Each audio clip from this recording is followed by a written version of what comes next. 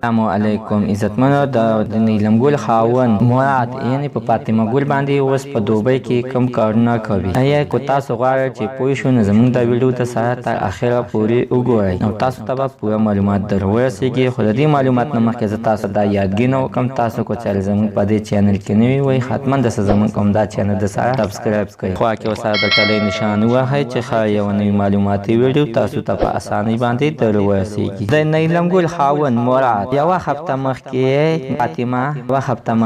فاطمه ګل دوبۍ ته بوتلې وه.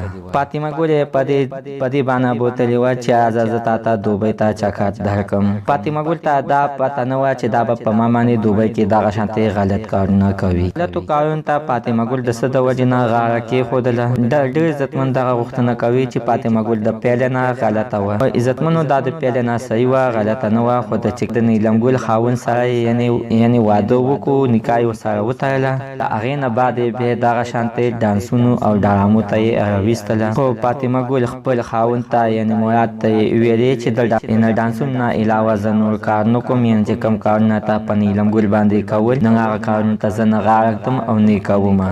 نو مراد ورته ویلې صحیح ده مې کوه، زه خو تا باندې څه په زوره باندې نه کوم. دې نه 2 هفتې مخکې یې په پنډۍ کې شو وه، ډېر بېحیا ډانسونه یې کول او ډېر خلکو ته به ډېر غلطې اشارې کولې. ډېر کسان په دغه شو کې په ځان باندې مین کړ. عزتمنو دا وستلې ده دوبۍ ته او په دوبۍ کې د ډانس په باندې یې بوتلې ده. دوبۍ کې پې اوس ډانسونه کوي. ډانسونه علاوه پې ډېر بد کار او فحاشي کارونه پې هم کوي. د مسافرو زړونه خوشحاله وي. عزتمنو مننه وکوم زموږ دا ویډیو تر اخره پورې وکتله. عزتمنو زموږ هغه مسافرو ته دا خواست دی چې هېڅکله دغه شانتې ډانسونو او پروګرامونو ته مه کښېنئ او مه ورته خوشحالېږئ، ځکه چې هلته کې تاسو د دې ځای نه چې تاسو تللی وئ ډېرې مجبورۍ نه تللی وئ چې د دکې دپاره تللی وئ چې هلته کې لاړ شو نو دلته هم په ښځه بچو باندې لږه غونته ښه ویه ضرر نو هغه تاسو دغه شانتې د دې ځای نه ډمې او کنجل ډر شي نو د تاسو نه په څه چل باندې پیسې وباسي. کله دغه شانته ډمو ته مه یې ډانسونو ته کښېنئ او مه یې پروګرامونو ته کښېنئ.